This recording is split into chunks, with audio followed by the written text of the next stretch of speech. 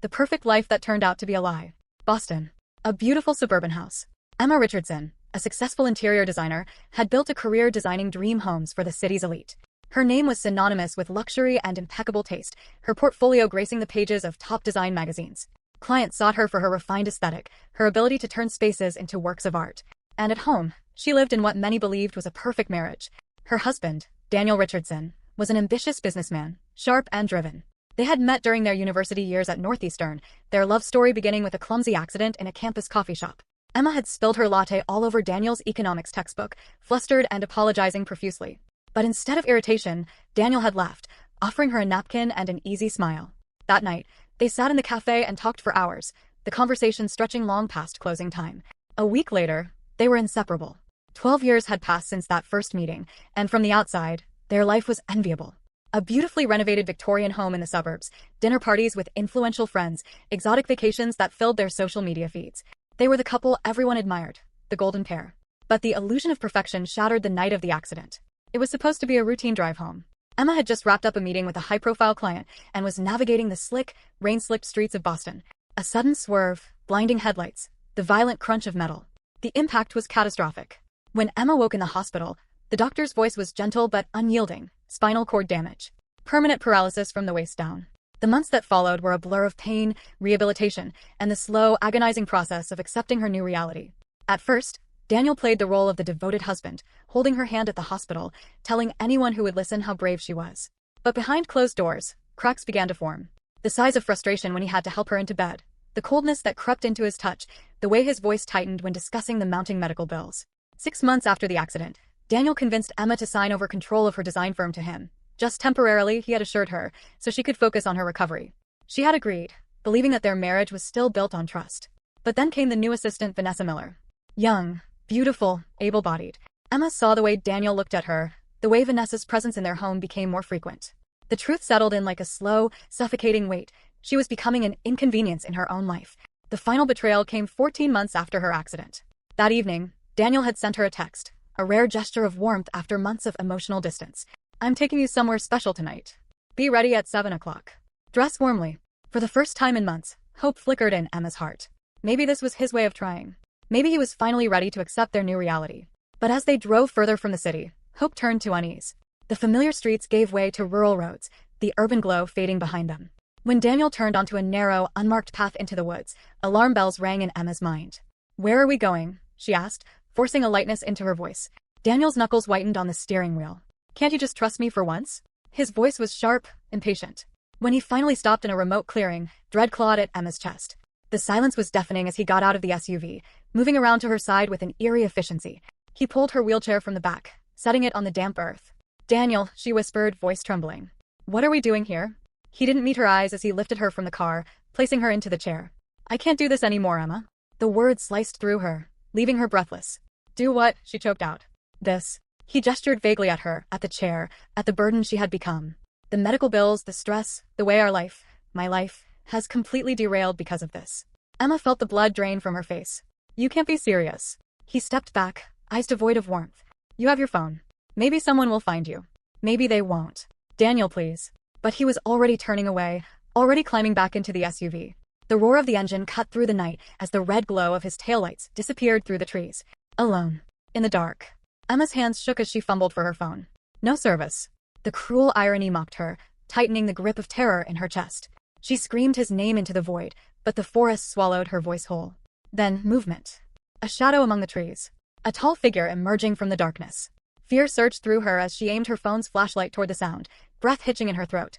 The light caught his face. Familiar. Unexpected. "Adrian," she gasped. Her past had come for her. And in that moment, Emma had no idea whether to feel relief or fear. 2 years ago, the night that shattered Emma Richardson's life had begun like any other. The rain had been falling steadily, drumming against her car's windshield as she navigated the slick Boston streets, eager to get home after a long meeting with a high-profile client. She had been exhausted but satisfied, already envisioning the design she would propose, already thinking of the warm comfort of home, the familiar scent of Daniel's cologne, the sound of jazz humming softly from the speakers in their kitchen. But fate had other plans. The headlights came out of nowhere. A sudden swerve. A deafening impact. The world turned upside down. Then, darkness. When she opened her eyes again, everything hurt. Blinding hospital lights burned her retinas. The antiseptic scent stung her nostrils, and the steady beep of medical monitors rang in her ears. She couldn't move, couldn't feel anything below her waist, and for a few seconds, panic clawed at her throat. The doctor's voice was gentle but firm, delivering the words that would haunt her forever. The accident caused a severe spinal cord injury. I'm so sorry, Mrs. Richardson, but you will never walk again. The weight of those words crushed her, suffocating in a way she had never known before. It felt like dying while still being alive. At first, Daniel had been everything she needed him to be. He held her hand, whispered reassurances, told her she was strong, that they would get through this together. He played the role of the devoted husband flawlessly, his presence constant, his voice filled with conviction. In those first few weeks, she clung to that promise, desperate to believe that nothing had changed, that their love would endure, that their life together could still be something beautiful. But reality had a cruel way of unraveling illusions. The first signs were subtle. An exasperated sigh when he helped her transfer from the hospital bed to the wheelchair. A flicker of irritation when she struggled with something as simple as reaching for a glass of water. She told herself she was imagining it, that it was just stress, that he was adjusting just as she was. Then came the complaints. The mounting medical bills. The therapy sessions. The modifications their home would need. Do you know how expensive this is, Emma? His voice had been tight, his jaw clenched, the words laced with something dangerously close to resentment. Insurance doesn't cover everything. We're burning through our savings. The man who had once vowed to love her in sickness and in health now spoke as if her survival was an inconvenience. Later, the complaints turned into suggestions. This house isn't really suitable for a disabled person, is it? His words were casual, but his tone was edged with something sharp, something calculated. Maybe we should look into other options. Other options. The phrase had lingered in the air, unspoken meanings twisting beneath it like a snake in the grass. But Emma, still blinded by the remnants of love, had refused to see the warning signs for what they were. Then, 6 months after the accident, Daniel had sat beside her, taking her hand in his expression carefully composed. Emma, I know this has been hard on you, and I want to help. You've been trying so hard to get back to work, but you need to focus on your recovery. Just for a little while. She had frowned, unsure of where he was going with this. I can handle the business, he had continued smoothly. Just temporarily. I'll oversee everything until you're ready to come back. It'll take some pressure off you.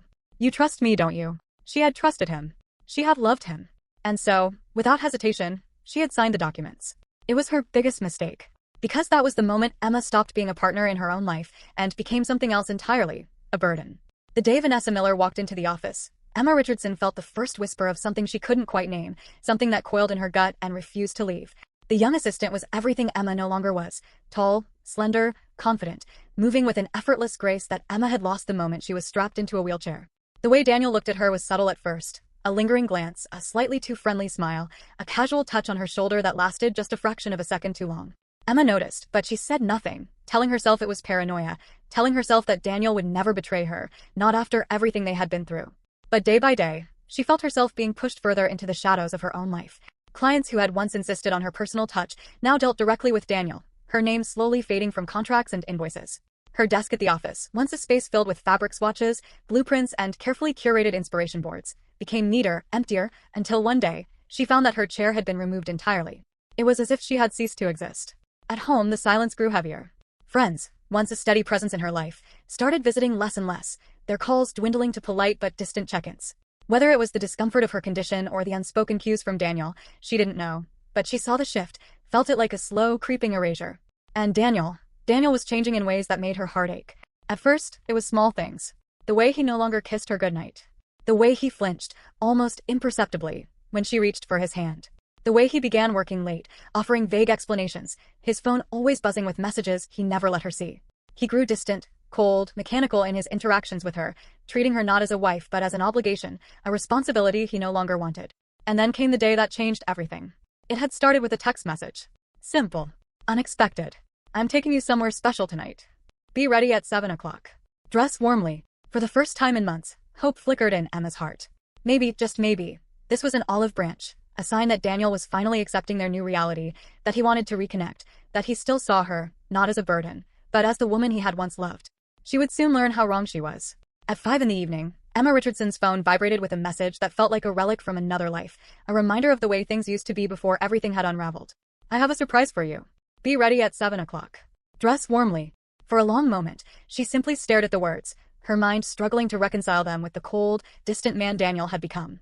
It was the first gesture of care he had shown in months, the first time he had acknowledged her in a way that didn't feel obligatory or filled with resentment.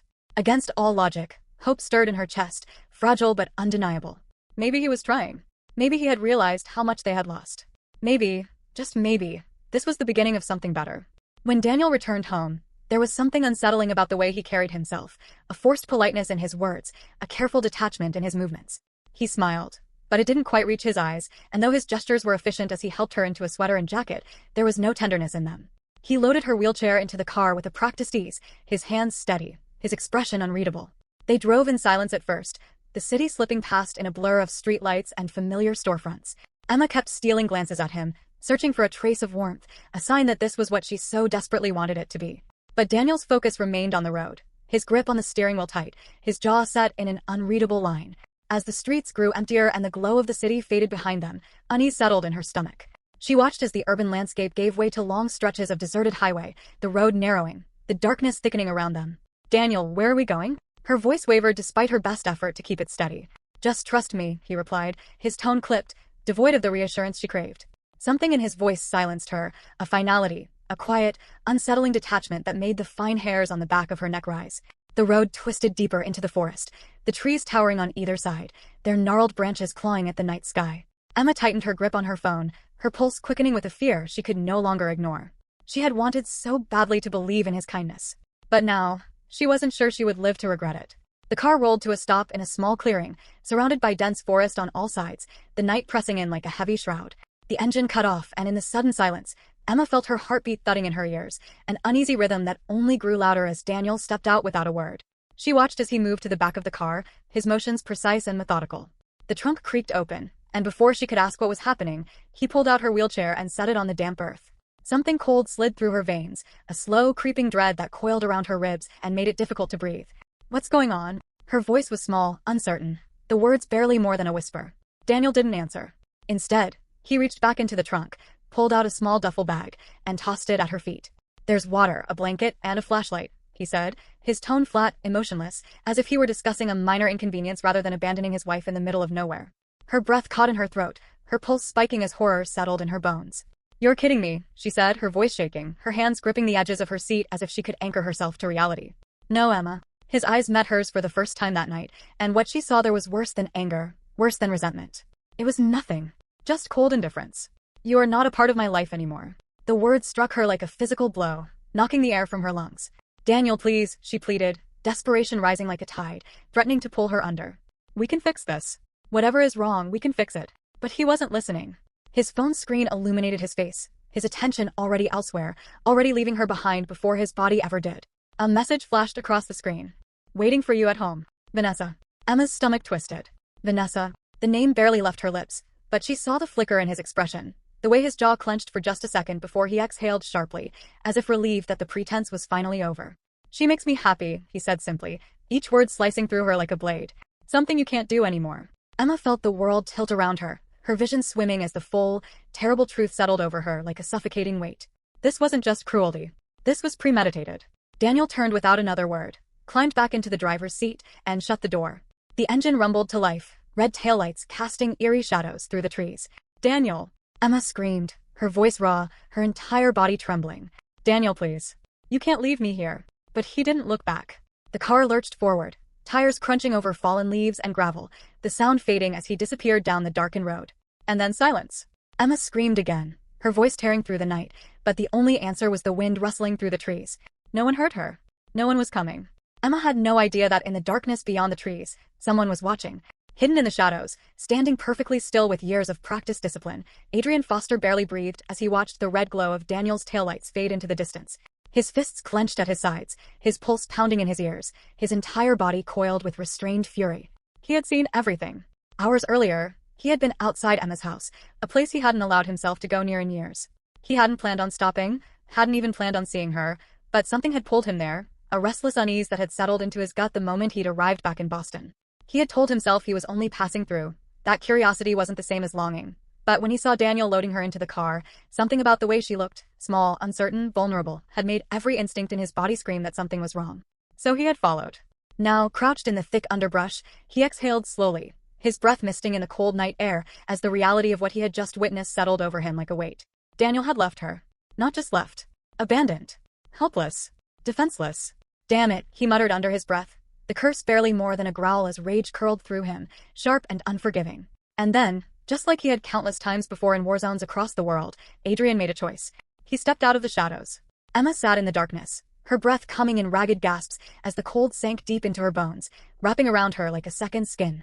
Her fingers trembled as she clutched her phone, desperately trying to dial 911, but the screen flashed mockingly, no network.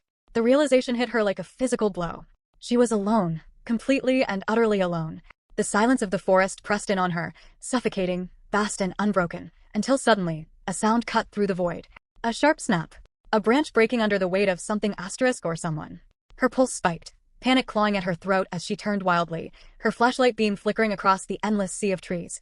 Who's there? Her voice was barely steady, her heart pounding so hard it drowned out the wind rustling through the branches. From the shadows, a figure emerged, moving with controlled precision, broad-shouldered and steady, the moonlight catching on familiar features that sent a shock of disbelief through her. Adrian. He looked different, older, hardened by years of service, his face lined with experiences she couldn't begin to imagine. His presence was imposing, his frame even stronger than she remembered, his eyes sharper, filled with something unreadable as he stepped closer. Emma. His voice was deep, steady, grounding, as if speaking her name alone was enough to pull her back from the edge of despair. She stared at him, her mind scrambling to make sense of what she was seeing, her breath catching in her throat. Are you real? The words barely left her lips, shaky and uncertain, as if she feared she had conjured him from desperation. Without hesitation, Adrian crouched beside her, his movements precise but gentle as he pulled a thick blanket from his pack and wrapped it around her shoulders, his touch careful, warm, protective. I'm right here, he said, his voice unwavering as he slipped one arm beneath her knees and the other behind her back, lifting her effortlessly from the wheelchair as if she weighed nothing. Emma's hands instinctively gripped his jacket, her body shivering against his warmth, her mind still reeling from the impossibility of the moment. And I'm not going to let you die. Adrian carried Emma through the dense forest, his movements sure and steady despite the uneven terrain, his grip firm but gentle as he held her close. She was exhausted, cold, and overwhelmed, but for the first time in months, she felt something other than helplessness. She felt safe. The truck was parked on a narrow dirt road, barely visible in the darkness, and Adrian wasted no time settling her into the passenger seat, wrapping her tighter in the blanket before climbing in and starting the engine. The headlights cut through the night as they drove deeper into the forest, the road winding toward an isolated cabin hidden among the trees. The cabin was small but solid, built for practicality rather than aesthetics, and as Adrian carried her inside, the warmth from the wood stove was an immediate relief against her frozen skin. He set her down carefully on the couch, his military precision evident in the way he moved, in the way he assessed her without making her feel fragile. We'll go to the police, she said, her voice still weak but determined. Daniel needs to pay for this. Adrian poured her a glass of water, his expression unreadable as he sat across from her, resting his forearms on his knees. We will, he said calmly. But first, we find the evidence. Emma frowned, exhaustion making her thoughts sluggish. What do you mean? He left me to die, Adrian. Isn't that enough? Adrian shook his head. Your word against his? He'll spin a story, say you were confused, that you wanted to be left alone, that you were emotional. We need proof, something concrete. Something the police can't ignore. Despite everything, Emma felt a flicker of frustration. How are we supposed to prove what happened? There's no camera in the middle of the woods. Adrian leaned back, his sharp eyes studying her. We start with what he didn't take from you, your accounts, your business, anything he's left a paper trail on. He's a businessman, Emma. He's not just trying to get rid of you. He's trying to erase you completely. And if I know men like him, he's sloppy somewhere. With his help, Emma regained access to her emails, financial statements, and business records, her fingers trembling slightly as she typed, the screen's glow illuminating the truth that had been hiding in plain sight. Daniel had locked her out of everything after she signed the company over to him, but he hadn't expected her to fight back. With Adrian's knowledge of security protocols and his ability to navigate through encrypted files, they uncovered the reality she had feared. Daniel had not only taken over her company, he was preparing to sell it. Documents showed meetings with potential buyers, financial records shifting under his control, transactions disguised as restructuring efforts when in reality, he was liquidating assets, erasing Emma's name from everything she had built. Her stomach turned as she stared at the evidence, her hands clenching into fists. He wasn't just done with me. He wanted to make sure I had nothing left. Adrian nodded, his expression dark, his jaw tight with restrained anger. That's what people like him do. They don't just walk away. They take. They make sure you have nothing to come back to. Without hesitation, Adrian reached for his phone, his fingers moving swiftly as he dialed a number. You trust me? He asked, his voice low but steady. Emma met his gaze, something in her chest tightening. Yes. He nodded once, then spoke into the phone. I need a favor. Urgent. A man named Daniel Richardson. Business fraud, financial manipulation, attempted murder by abandonment. We have documents, financial records, emails.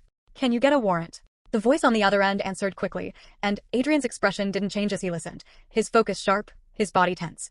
Good, he said after a moment. Make it happen. I want him in cuffs by morning. The call ended, the room falling into silence, the weight of what had just happened settling over them.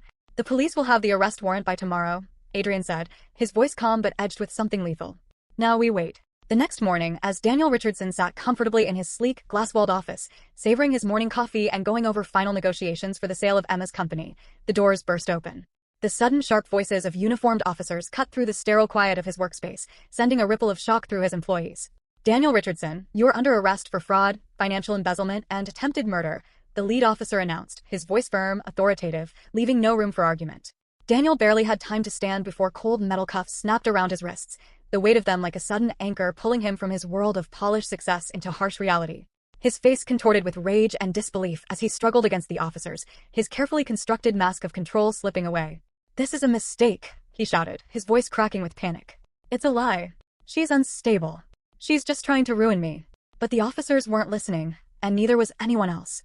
The evidence was undeniable. Documents showing his fraudulent transactions, emails detailing his plans to sell off the company, text messages with Vanessa confirming their intent to take everything from Emma. There was no spinning the truth this time, no way to manipulate his way out. Emma sat in the courtroom days later, her hands steady on the arms of her wheelchair as she listened to the final verdict. The trial had been swift, the case airtight. Adrian had ensured that the prosecution had every shred of evidence needed to dismantle Daniel's defense before it could even be built. The judge's voice echoed through the courtroom. "Guilty on all charges." A murmur spread through the room, the finality of the word sinking in. Daniel slumped in his chair, his once confident posture broken, his world crumbling around him. Vanessa had tried to distance herself, claiming she had no part in the business dealings, that she had only been a bystander, a lover caught in the crossfire of a bitter marriage. But the evidence showed otherwise. Messages implicating her, transactions in her name, a clear record of her involvement in laundering stolen money. She had been complicit, and the court saw through her lies. As the gavel struck, sealing Daniel's fate, Emma let out a slow breath, her pulse steady for the first time in months. Justice had been served. She was no longer a prisoner of the past. She was free. 6 months later, Emma Richardson sat in a sunlit office, one very different from the one she had lost. This one wasn't built on deception or control but on purpose, on resilience, on a vision she never could have imagined before everything fell apart. She had started over, not just in business but in life, building something new from the ashes of what Daniel had tried to take from her. Her company, Elevate Designs, wasn't just about interior spaces anymore. It was about accessibility, about creating environments that didn't just look beautiful but worked for everyone. Homes, offices, businesses, public spaces designed with dignity, functionality, and inclusivity at their core. She had once designed for the elite, for people who wanted perfection in aesthetics. Now, she was designing for people like her, people who deserved to move through the world without barriers, without feeling like afterthoughts. She was busier than ever, but for the first time in a long time, it wasn't out of desperation. It was out of passion. As she closed her laptop, rolling back slightly from her desk, she glanced up to see Adrian leaning against the doorframe, his familiar steady presence grounding her. He had never left her side. From the moment he had carried her out of that forest, he had been there, not out of pity, not out of obligation, but because he wanted to be. He watched her with that quiet intensity she had come to rely on, his arms crossed over his chest, his expression unreadable but warm. "What now?" he asked, his voice calm, steady, always filled with an unwavering belief in her. Emma met his gaze, feeling the answer before she even spoke it. The weight of the past had lifted, the fear that had held her captive for so long had finally loosened its grip. For the first time in years, she had no hesitation, no doubts. She smiled, the kind of smile that wasn't forced or practiced but real, honest, full of the life she had reclaimed. "To live," she said simply. And for the first time in a long time, she felt truly, undeniably free.